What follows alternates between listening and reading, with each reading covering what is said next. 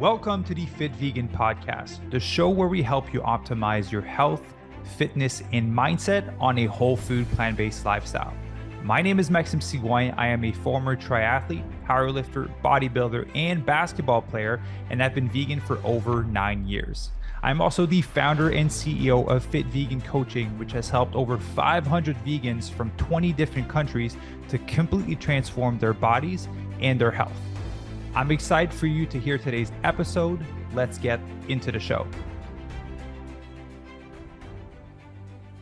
All right. Good morning, everyone, and welcome to another episode of the Fit Vegan Podcast. Today, I am joined by Benjamin Lee, who is a life coach, author, pastor, and host of the I Can Do podcast. Benjamin, how are you doing today, man? I am doing great. How are you? Thank you for having me on the show. Yeah, of course. Well, I'm really happy that our mutual friend Robert Cheek put us in contact, and here we are. You know, once he made the introduction and we kind of made our little intro call to get to know each other, I was like, man, Benjamin has a really cool story. We got to bring him on the podcast. Yeah, I'm excited to be here, and it's awesome to hear your story as well. I know we've had a chance to talk a little bit before this, so I'm really excited with what you're doing, and definitely looking forward to learning from you. Beautiful. And before we get into your story, I just want to say I love your background. What are the masks? What are the masks that you have? I know you're a big Marvel fan. Yes, I'm a big Marvel fan. So you see the Black Panther mask there. That's actually my son. So he painted it, and then he's got the Spider-Man mask as well. So behind me, I got my my Funko Pops and Titan series, and we have my wife has her Princess Tiana. So we call this the collectible room. So I got into Marvel, I guess, quite a bit going back when Iron Man's my favorite character, and you know, I have a piece of metal in my chest, just like Tony Stark. So I got on the Marvel train, and it's been fun ever since. Yeah, well, let's jump into that. I was actually going to ask you, is it Iron Man because of the piece of metal he has in his chest? So, Yeah, man, absolutely. What got you? What is I Can Do? Because I know the story stems from there, and kind of what got you to that place. Yeah, so back in, I think, 2006, 2007, I got diagnosed with a heart condition, and it's called hypertrophic cardiomyopathy. So there's a portion of my heart, and a lot of people have this as well. I think it's like 1 in 250 or 1 in 300 have the same condition, where a part of the heart is enlarged. So that can create some electrical problems, right? So for some people, sadly, they can go into sudden cardiac arrest. So in 2010, I ended up getting a defibrillator. So the initials, implantable cardioverter defibrillator, is ICD. So, you know, I was 30 at the time. That was a big shock for me. You know, once you get one, you're pretty much stuck with it. You know, I had my second one put in 2016. The battery eventually runs out, so you have to get another one, and I get that put in. Yeah, it's pretty expensive. So, you know, I really had to figure out a way to cope with it, and to understand, okay, this is my new reality. So for the most part, growing up, I feel like I've been pretty optimistic, and with my faith, that definitely has helped me as well. So I decided to turn ICD to mean I can do. So I can do has kind of been my motto ever since then, because I knew I was going to get this device. I'm going to have it the rest of my life unless something drastically changes, which I don't think will. And so I wanted to turn it into a positive. So that really helped me back in 2010, even today, to just to shift the mindset. Yeah. So a few questions for you, because I'm not too familiar with it. So do you have to get a surgery every time you got to change a battery on this thing? So the procedure right now, it's a outpatient procedure, right? So there's a small incision here on the chest. Mine is on the right side. It's typically on your non-dominant side. So they basically make a pocket in your like in your pec muscle, and then they're able to insert it. So I have what's called a single lead device. So it's a device that they will, connects to the bottom portion of my heart. So it's really for primary prevention. So it's not a pacemaker. Thankfully, my heart is strong. I'm able to run and lift and pretty much live a normal life. But in the event, I went into some kind of erratic heart rhythm, then it Mhm. would pulse or shock me out of it. So very much like the ER shows, where they have the paddles and they Yeah. shock them. I basically have it just put in here. So it was really for primary prevention in the event something happened. Oh, and you were 30 when Yeah, you I got was learned 30. that. Yeah, and I'm 44 right now. So it's been a great journey. I've been blessed. Thankfully, I've never been shocked. I've had some other issues as well. I had a blood clot in my right coronary artery working out.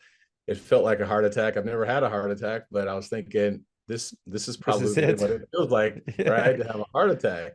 But I really have been blessed that I can pretty much do whatever, typically. So I mean, there are some things I don't do anymore. The pride and ego at the gym has that had to leave the room. So I'm not bench pressing heavy or anything like that, but I use dumbbells, and I'll go up to about 100 pounds. So I can do It's pretty dumbbells. And heavy. yeah, I'll do that for squats and things like that. So I was talking to my nutritionist coach, who knows you, by the way, and was really excited when I told her that I was going to have an opportunity to talk to you. Last year, I ran a 806 mile right before my birthday. So that's a few months away. So I'm like, I want to see if I can get under 7 or under 8. So I'm Yeah. still blessed. Some people with my condition can't do that. So every Yeah. workout every workout's a tremendous blessing for sure. Yeah. Well, I like to dive into that story because like we talked about before starting recording, a lot of people will have life circumstances kind of happen to them. And again, you couldn't know that this was going to happen. You couldn't have done anything to kind of prevent it. It was just it is what it is ultimately. And Yeah. so I think people can deal with this very differently, can create something really beautiful out of them and live an empowering life. And some people can go the opposite direction and use it as a reason as to why they can't live their life to the fullest. And so what was your initial reaction to it versus and then how did you kind of turn that around? Because I'll be honest, I'm turning 30 in like 13 days. So Yeah. I'm just trying to imagine if I was to have this news by the time I turn 30, how Yeah. I would feel about it and how I would deal with it. Yeah. Well, um, I found out the diagnosis really by accident. So living in Columbia, Missouri, I think it was about a week after the Super Bowl in February. The Indianapolis Colts had won the Super Bowl. I was super excited for Tony Dungy, Peyton Manning. Went in, got a physical. I was working for Pfizer Pharmaceuticals at the time. The Mm-hmm. nurse said, "Hey, do you want to get an EKG?" I said, "Is it covered by insurance?" She said, "Yes." I said, "Okay, let's get the test." So from that test, they saw that my T wave was inverted, and so that was a red flag for something. So I worked with cardiologist, and so it was either going to be there's a condition called athlete's heart or hypertrophic cardiomyopathy. So I ended up seeing three doctors. My wife and I drove up to Minneapolis. And I'll be honest, when I talked to the doctor there, I wanted to go to like the best of the best. There was a lot of fear of, man, like what is going on here? I'd not really experienced anything, and maybe I'd been dizzy. I'd been dizzy one time waking up, but for the most part, I hadn't experienced or noticed anything. So to answer your question, that drive back home was really hard. Mm-hmm. They said don't take the stairs, no caffeine, slow down with everything. So I was like, man, like what is happening? And I looking back at that, probably was still kind of rejecting reality. They wanted to put something in for a year just to kind of test to see where I was. And I didn't Yeah. want to do that. So those first 3 years was just really trying to come to terms with it. It created a lot of fear for my wife. So we really had to assess the problem, our faith in Jesus. That definitely played a role. Yeah. Understanding, okay, like what are my chances of like just suddenly collapsing, running and working out. That could happen, but Yeah. it's actually a lot smaller than what it actually seems. So not everybody is doing that. And then in 2010, 3 years later, there's a lot of there's more fear there as well. So, but it Yeah. was stress. I had to do it, and a lot of things have changed. I can remember that first time I did it. They would stop your heart for about 6 seconds because they wanted to make sure that the device actually worked, Yeah. right? Um, and they don't do that anymore. Probably, looking at or considering what kind of damage even for 6 seconds, that Yeah. might. So, but afterwards, it was in there, and I was just determined. I still had to work. I was still married. My wife still needed me. My family still needed me. So just really taking it one day at a time and getting used to that new normal. And I think that's probably one of the things for all of us that's good, staying in reality and understanding, okay, this is my present situation. Yeah. It's not necessarily optimal, but there's still some good things that can come from it. And I can't remember, I read in a book, Maxim, somebody said, suffering doesn't make anyone unique. How we respond to it is what Mhm. makes a person unique. Yeah. So for me, there's other people that didn't get to live to be 30, who can't work out, who get out of breath going to their mailbox. So when I started thinking about that, like probably like within 6 months to a year after I first got diagnosed, I walked a half marathon.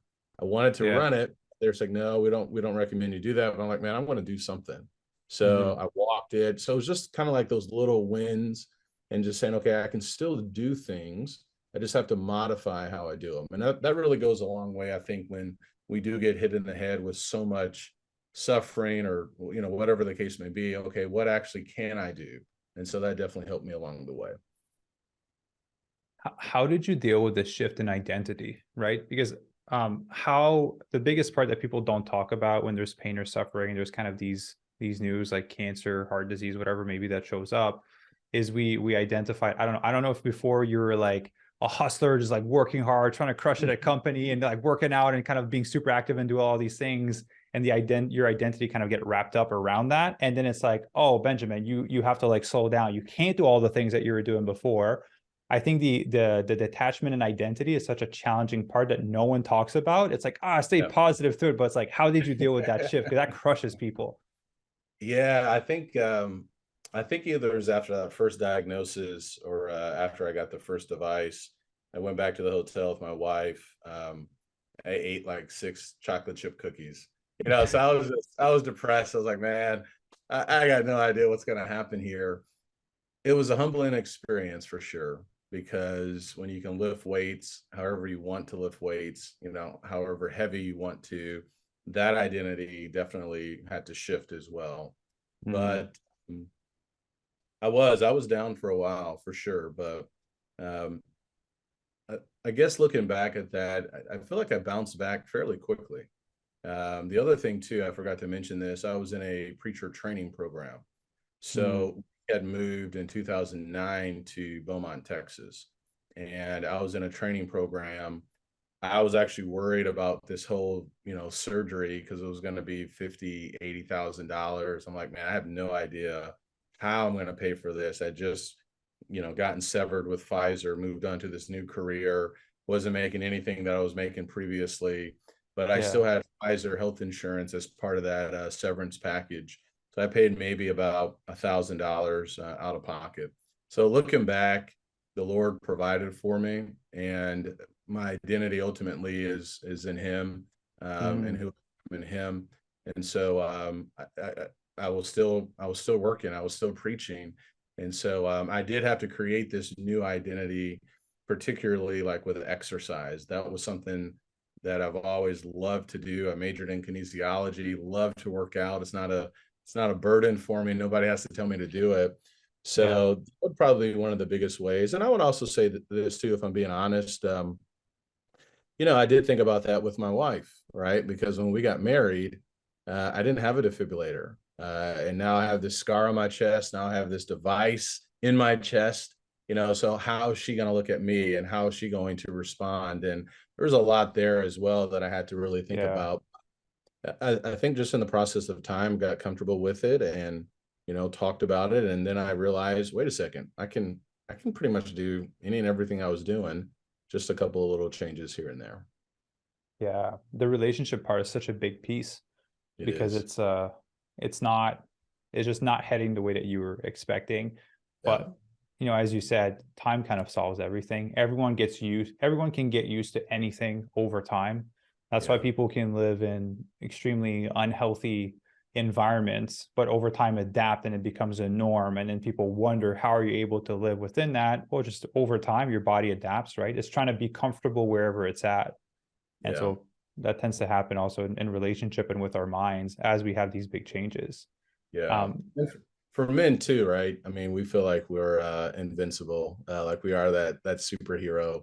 My wife reminded me a couple of days ago, she's out of town and trying to navigate the schedule. She said, you're not Superman.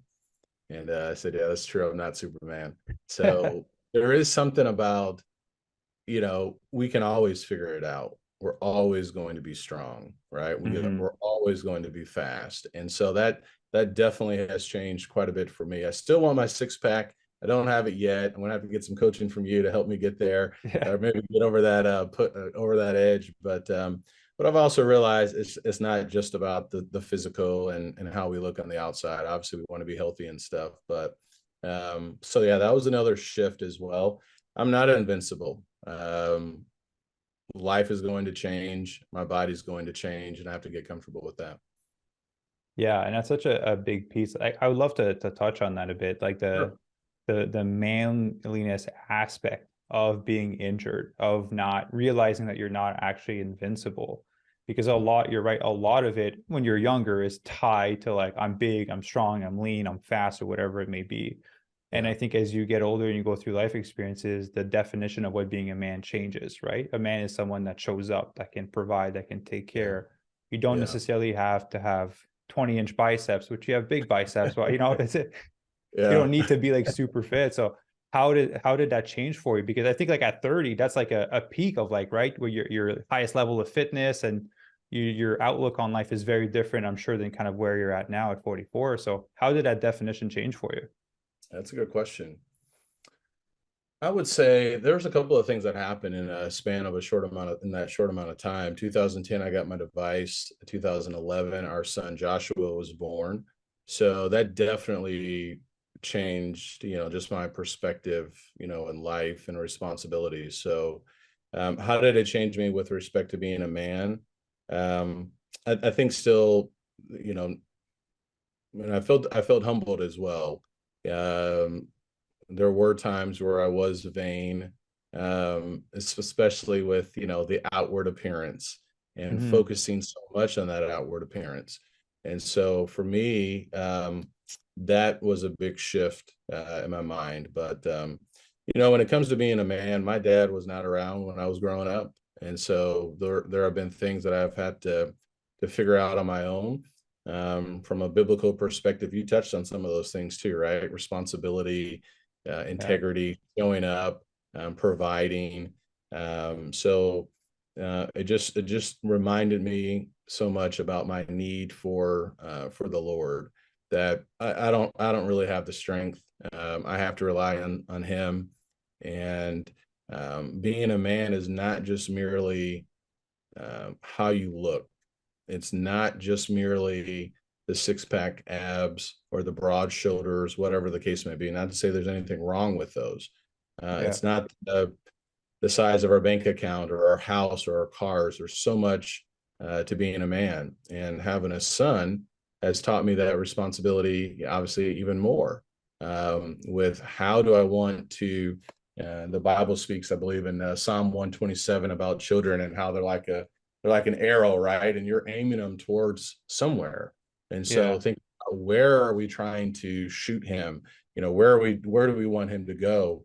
Um, from my worldview with Christianity too, being a man is about loving my spouse, loving my wife, as Christ loves the church. And I just mentioned this in a sermon this past Sunday. I'm still learning this concept of love and sacrifice. So there's a lot in there about being a man.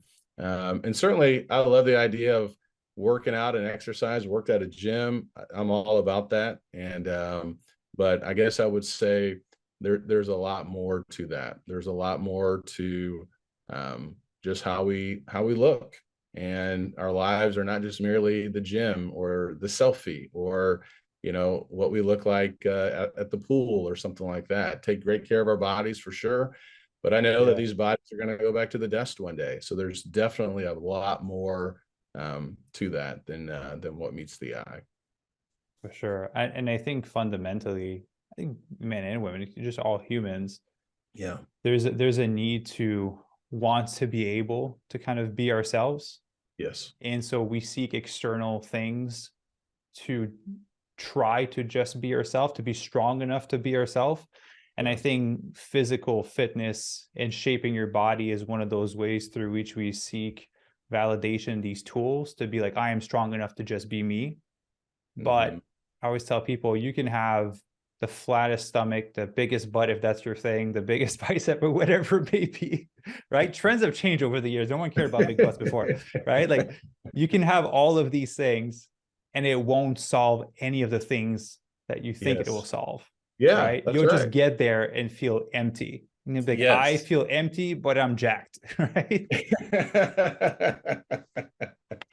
No, you're exactly right. I agree with that. And yeah, there's a lot more. And being a good steward of my body, that's a big deal to me as well. And I do Yeah. believe we should be a good steward of what God has given us, right, with our bodies. And so, for me too, how can I glorify Him with my health, with Mm-hmm. my fitness? That helps me with my job. That helps me with keeping my stress low, and being more present. And it gives me creativity when I'm walking or running or lifting. So there's a lot of different things. You can still do it, but now trying to see, okay, how might I use this in a bigger way? Because you're exactly Yeah. right. You can hit this goal, and then I'll say, okay, great, you hit the goal, right? So, okay, now what? And Mm-hmm. uh, and I'm impressed when people are able to do that, because it takes a lot of dedication, discipline, denying self, sacrifice, and those are great qualities. Those are great virtues to have, but still Yeah. saying there's still something bigger beyond this. And I think about King David. He's one of the kings in the Old Testament. He was a mighty man, and I love using him as an example of what a man really looks like, because he was a warrior, he was a king, he was a husband, he was a songwriter, he was a father, and he was someone who feared God as well. And he had all these different dimensions or parts of him, and it's just a great example of, for me, yeah, there's a lot more than just being that warrior, because by the end of his life, he couldn't fight the same way that he could when he was younger. And they said, "Look, man, you're gonna cause us to lose some of these battles out here. You're gonna die out here." He grew weak, and so yeah, we put a lot of maybe identity or emphasis upon our flesh, which we should. Take care of our bodies. Nobody wants to live a Mm-hmm. life where our bodies are breaking down. It's going to happen if we don't invest our time in it. Yeah. That's why I love what you're doing, and I've seen that as well with going more plant based, and our bodies respond. And so, but just understanding, not getting too caught up with that, and that was something I had to kind of rewire the brain of. I can still do this, but it's not just merely now about looks or speed and things like that. Yeah, it becomes more about how does it serve the rest of my life? Because, Yes. right? Because Mhm. I'm sure when you're training in your 20s and kind of up to like when you turn 30, it was like looking fit. There was like Yeah. there was a big identity piece around it. But Yeah. then what happened to you, I think, is what happens to people when they're in their 50s. Yeah. You in their 50s, it's because we work with people from like 20 to 80 years old, right? And I can see the evolution of people at different ages. Once they get to like 45, 50, they're like, man, I want to feel good. I want my body to not hurt. I want to have energy throughout the day. I want to be mobile. Like Yeah. the looking aspect is still a little bit there, but it becomes more about functionality and how can it serve the rest of my life versus it just all being about the appearance. And you Yeah. kind of got taught a lesson that kind of fast forwarded that opportunity for you Mhm. to learn that lesson earlier on. Yeah, and I've always kind of felt that way too. My dad wasn't around. I mentioned that earlier. And I've always, I had a lot of friends who were older than me, growing Mm-hmm. up. So I think part of that was just I knew I had to grow up faster. I felt like I was the man of the house with me and my mom and my sister.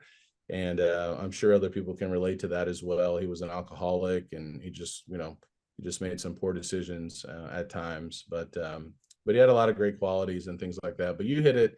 I think I think you said it perfectly in our 20s when you were talking about that. In a sense, I was I was pretty selfish, right? Because yeah, you can work out as long as you want. And Hmm. that's exactly what I did. I loved it. Working at Gold's Gym and going to Jamaica senior year in college and just doing all these things. But you're exactly right. Life has a way of getting our attention, and it's not always just going to be in our 50s, in our 60s, or in our 60s. But I will say this too, working out like that in our teens and 20s and 30s can help ease some of the pain potentially, right? For Where sure. not just starting like when we're 50 to exercise, not to say that things can change because they can change fast, but that investment definitely will pay off. So, I mean, that helped me out as well too. And I can remember when I got my second defibrillator, I was in a fitness program with Bill Phillips. He wrote the book Body for Life years ago, and I Yeah. loved I loved Body for Life, EAS products. Used to take them all the time in college, and so I was in his Facebook Live program, and I started that in let's see, August of 2016. So I got my device. I want to say, oh yeah, I got my device December at the end of December, like December 29th. So I had to take a week off, and I was so afraid I'm going to gain weight and stuff like that. Nothing bad happened, And so there's Yeah. this idea of this investment. My strength didn't really change. I started back at 5 pounds and just worked my way back up, and so yeah, that it can definitely help us and get Yeah. over get over those challenges a little bit faster when they do come. Yeah, and that's the thing, right? The message or fast kind of life making you realize that you need to change your priorities won't always happen the way that you expect it to happen, right? And Yeah. usually it's in an unpleasant way that it'll be make you learn some of these lessons, right? Either through you directly or through someone that you love around you, and then it kind of makes you realize these things, right? Yeah. Yeah. Absolutely. Absolutely. I love to talk about community because you mentioned earlier when you were going through and when you kind of got the news and kind of seeing all the doctors, you were going through I think like ministry to kind of learn to be a pastor. You're going kind of through that Mhm. course. I think Mhm. it was kind of a blessing. Like, how was that for you to be going through this hard time and to be surrounded by people in the church? It was, I like to say it was providence where the timing seemed to be absolutely perfect. Um, we moved to Beaumont, Texas in July 2nd, 2009. I had gumbo for the very first time. I said, well, what is gumbo? But Yeah, it's a dish here in the South. So that helped me out. I can remember I worked with two older ministers, and we were going through an Old Testament book. And one of them, I got really worried about, the procedure and how am I going to pay for all of this. And one of them just kept reminding me, just trust in the Lord. Because I was ready to quit. I was ready to find another kind of sales job and get yeah, more money.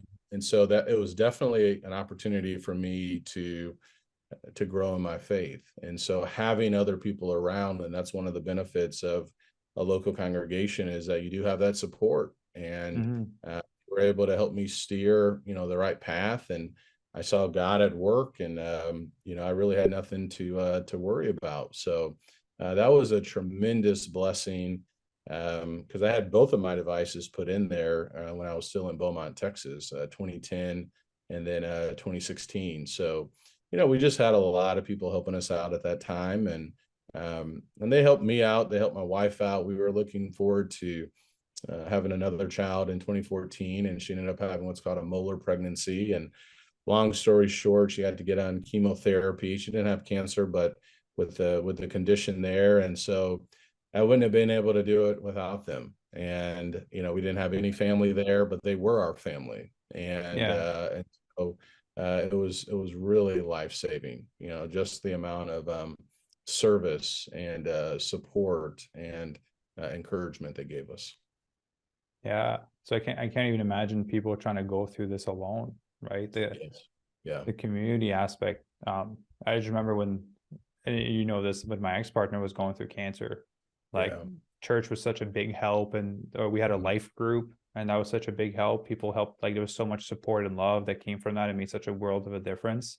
I can imagine people have to kind of go through these things alone, right? It's that mentorship, that guidance from elders that have kind of gone through not necessarily similar things, but through their own life experiences that are kind of able to share that wisdom with you. I think Yeah. that's so valuable, and people kind of either don't know about it or kind of neglect it a little bit, because there's Mhm. like especially when you're younger, like I'm a man, I'll figure it out. I don't need anyone's help. I'll do all of it myself. That's exactly what I was thinking. You're exactly right. And that's the danger with this. I'm strong enough by myself. We're not. Not Mm-hmm. to say we're not strong, but yeah, everybody needs somebody. Everybody needs somebody to push them, to guide them, to encourage them, to reinforce certain things. You're exactly right, and there's great danger when we have that mindset.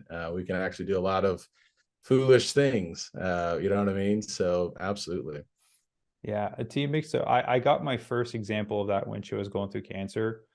The second example is when I went into business. I was like, I want to help 10,000 people by 2033. And I was like, I'm gonna do this. And there's no thought of like, I'm gonna do it with a team or I'm doing it by myself. It's just like, I'm gonna do it. I'm gonna figure out a way. And then I got to coaching about 40 clients and I was like, fuck, I'm working 40, like 60, 40 to 50 hours a week. I have no more time. How am I going to get to 10,000? And then Yeah, hired some coaches. And then we started expanding. And then we hit 650 plus in 3 years. Couldn't have done that with just me. yeah, And then I realized, like, depending with yourself, you can have an impact. You can handle certain things. But if God offers you a bigger challenge or there's a bigger mission that you have in your heart to accomplish, you just realize that you can only have so much impact by yourself. If you add people, the impact kind of grows, it grows and becomes exponential. yeah. And so, yeah, it is Absolutely. foolish to think that you can do it just by yourself. Yeah, absolutely. And that requires humility. Um, I had a preacher, he would used to say, pride must be put aside, ego has to go, self must be put on the shelf. And I love that. And yeah, and when you do that, great things can happen when you have someone else alongside you. And Mhm. there's great wisdom for sure. I love to dive into the I Can Do podcast and your life Yeah. coaching. Okay. So again, we talked about the ICD, right? And you turned into like I Can Do, but what got you to kind of basically build a brand around it? Hmm. Yeah. I started building something back in 2010, 2011. And for me not to be a hypocrite, right? I was trying to do it on my own, right? I can figure all this stuff out. And I could never figure it out. And now I'm working with someone and they've helped me out tremendously.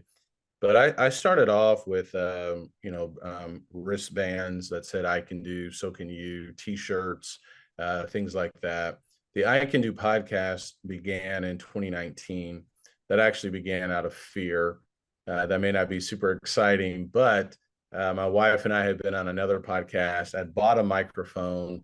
I had done nothing with it. And I was like, man, Mm-hmm. I need to do something with this. So I started the podcast in 2019. Then when COVID hit in 2020, it was just a great opportunity to reach out to people. So I started interviewing people. And the basis of the I Can Do podcast is to help people very similar to what you're doing, to inspire people, to motivate people. Attitude is often everything, right? Attitude will often determine our altitude and making those small adjustments here and there. So I Can Do is designed to help people to transform.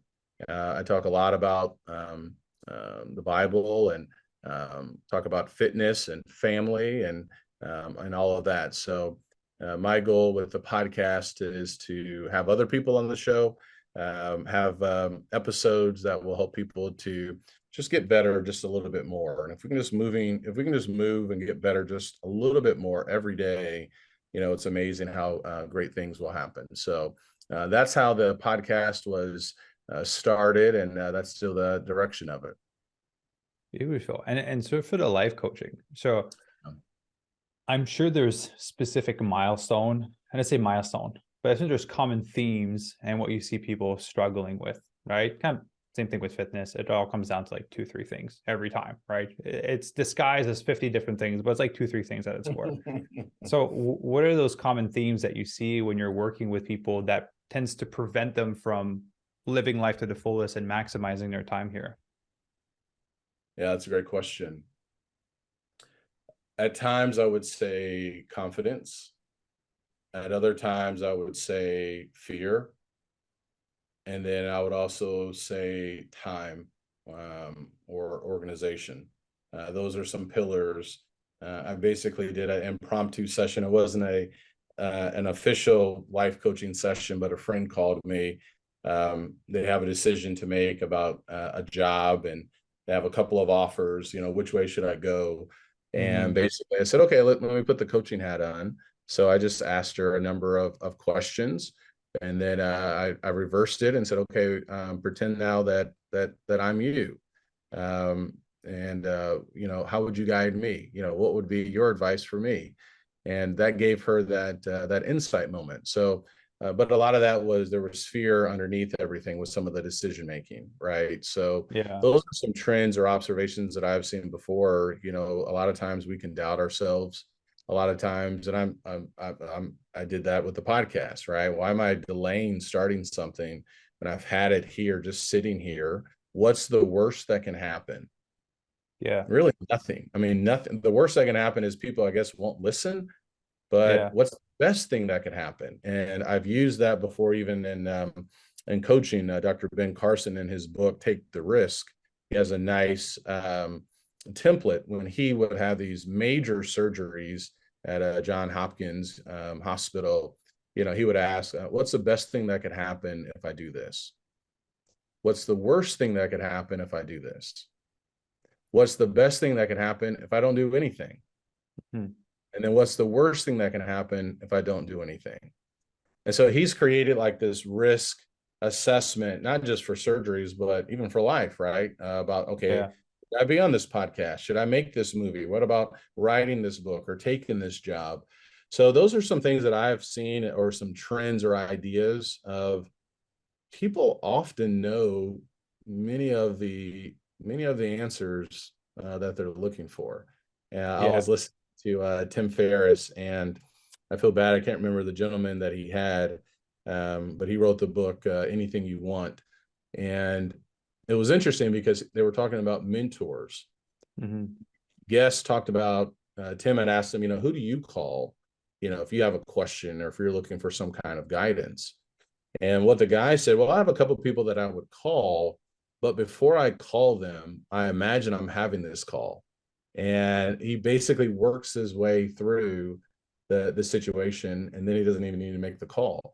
So, Yeah. coaching is a lot like that, right? With questioning and discovery, helping the client not to tell me what they think I want to hear, but what actually is reality, Yeah. and where to go. So yeah, fear, confidence, time management. There's a lot of things that people want to get done and become, which is possible, but it has to, you have to have some kind of plan behind it. Yeah. I like the reverse psychology aspect because we're so good at giving advice to other people, but we're terrible at giving. We treat Yes. ourselves like shit, but we treat everyone else so nicely. And so Mhm. being able to reverse it and being like, if I was your friend, how would you guide me in this? I think it's really powerful because I Yeah. think, we fundamentally know what we need to do. And, Tony always says, like, there's two primary fears, right? Like fear of not being enough, basically failing, not being enough, and then fear of not being loved, right? And I think there's like, it goes back to those fundamental, like, tribal days of like, if I don't fit in with everyone else, I get kicked out, I'm on my own in the middle of the jungle, and then I die, right? So there's a wanting to belong, and so we need to feel love, and we need to make sure that we're good enough because we provide value to the group, therefore we stay within the group, Yeah. right? And it's so Yeah. interesting to see how a lot of the decisions that we don't make or make are based around those fundamental, like, things that have been around for so long. Yeah, and it was interesting with this impromptu phone call. I like Rich Litvin. I don't know if you ever listened to his podcast. It's called One Insight. You I've familiar heard with of Rich? him before. Yeah. Yeah, I really like what he does too. And it's amazing because some of his sessions are like 8 minutes or 10 minutes, but he coaches behind this idea of insight. So I had talked to her, we called, or she texted me, and I talked on the phone, friend of mine, which job should I take? And so just, I probably ask questions and talk for about 10 minutes or 12 minutes. And then I say, you know what, let's, what you just said, let's reverse it. 30 seconds. She Mhm. had an answer. And I was like, man, this could have gone even faster. So yeah, you're exactly right. Those things are often, they're right there in front of us if we're willing to do it. Yeah. Do you ever make, as it not the word of mistake, but do you ever do that where someone brings up something and you just want to like talk them into seeing the perspective that you want them to see to better understand the situation, when fundamentally they're just here seeking for some type of approval of like, hey, Benjamin Mhm. said it was good. So by you reversing it, they said the thing, and you're like, and then they're like, oh, cool, I need to do this now. Yeah, that's interesting because yeah, that's something I'm actually trying to work on, where I don't want to necessarily pressure someone to make this decision, right? That's not really coaching, Mhm. right? There has to be discovery. And maybe there's some distinction with coaching and consulting where somebody Yeah. will bring you in and say, okay, give us some options here.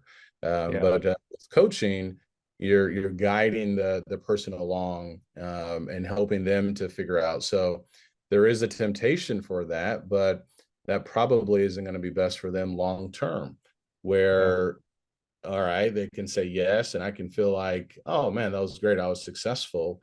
But in Mhm. reality, if that's not something they want to do, because that's what I told her. I said, ultimately this choice is yours. You need to, assess the pros and cons, do some homework with this. And I actually had, I'd asked a couple more questions. I'd assumed some things, and then just asking a couple more questions gave me the answer even more like, oh, okay. Well, now this definitely sounds like the path to go on. So I try not to, you don't want to necessarily have them agree with what you think.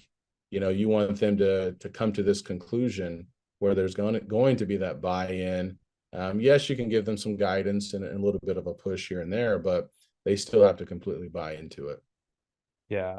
And I think that's the cool part about coaching is you're always continuously evolving, right? Yeah. When I started, it was more like, here's my lenses and my view of the world. Put these Yeah. glasses on, right? And then you Yes. learn of like, you can't do that because that's a crutch. Eventually, they just Yeah. become reliant on your lenses and your view of the world, and they Yes. can't operate by themselves. So it's good. Yeah. I'm happy to hear that. He's making people Hmm. ultimately, right? Yeah. Yeah. You have to, yeah, absolutely. You have to figure it out. And yeah, and I love coaching. Looking back, the last 10 years, whatnot, I guess a little bit longer now. I guess I've always had some kind of coaching, whether in sales or the preacher training program, and signing up for different cohorts. And so it's just been really cool just to see the power of coaching, and just having someone, again, right, community, someone there to answer some question or ask some questions that maybe you didn't think about, or give you a Yeah. different perspective. I like what Rich does too. He will push a little bit, or he'll call the client out on some things. Hey, I noticed you're a minute late. What else are you late on in your life? Yeah. And I think there's some benefit doing that too, right? Where, coaching is not just to make you feel good. You're not going to pay somebody just to do that. Maybe some people do, but no, you're trying to get from point A to point B. So what is it that you want? And let's strip away, right, the excuses and the stories that aren't going to work. Yeah. I do say that to some people before they work with us. I'm like, if you're looking for a friend, this is not it. We may become friends throughout the process, but we're here to bring you from there to there. And that involves me calling you out and you not liking me from time to time. So I just Yeah. want to be honest that, is some people are just looking for friendship ultimately. And then yeah, feel a little bit upset when they get called out. And everyone's on their own journey, right? Of whenever they're ready to be called out. Because even if you're ready, being called out sucks. It's hard. Yeah, yeah, Yeah. but it's necessary. I mean, and really, that's what a true friend is going to do. How many times have we seen these stories of athletes and their crew, their friends, their buddies? They're all yes men, right? Yeah. Or yes women, and it never typically ends well. And Yeah. They get yeah, into trouble, all their friends yes, leave them except like one person. yeah, that's exactly right. And I like I've used this before, the story of King David. I don't know if you're familiar with the story in the Old Testament, but there's a prophet. His name is Nathan, and he calls the king out. And I like this idea that everybody needs a Nathan.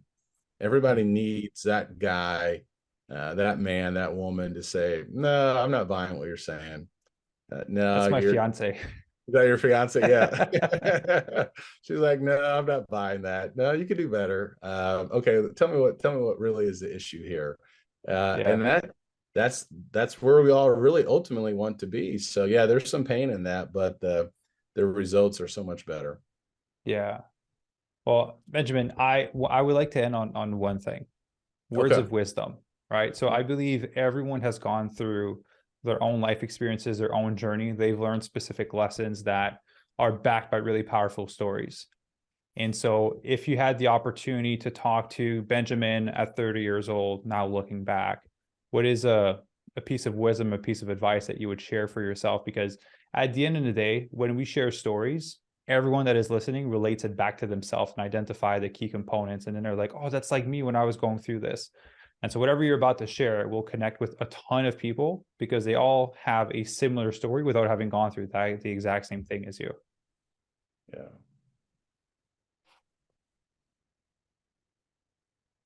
Ben,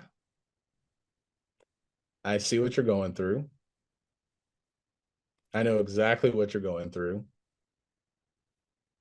My advice and wisdom to you is to cast your cares to the Lord because he cares for you.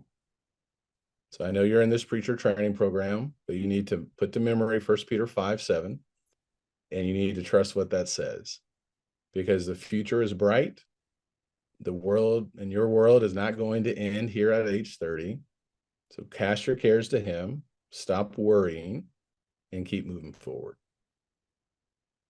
Amen. Beautiful. Thank you. Well, Thank you. Benjamin, I really appreciate you taking the time to kind of come on here and Yeah. honestly just being so open and vulnerable and honest with your story because a lot of people are not willing to dive into these things. I like to probe around in the questions, so sometimes I force people to go a little bit deeper, but I really Sure. appreciate you participating in that. You're welcome. No problem. Thanks for having me on the show. Yes. And so for everyone listening, I invite you to go check out Benjamin's social, his website, his work, his podcast. I'll put all the link down below in the show notes. Same thing if you're on YouTube, it's going to be on there. If you're listening on Instagram, whatever, just go to YouTube or podcast and you'll find all the links. And Benjamin, thank you very much again for being on the show. Thank you, bro. God bless.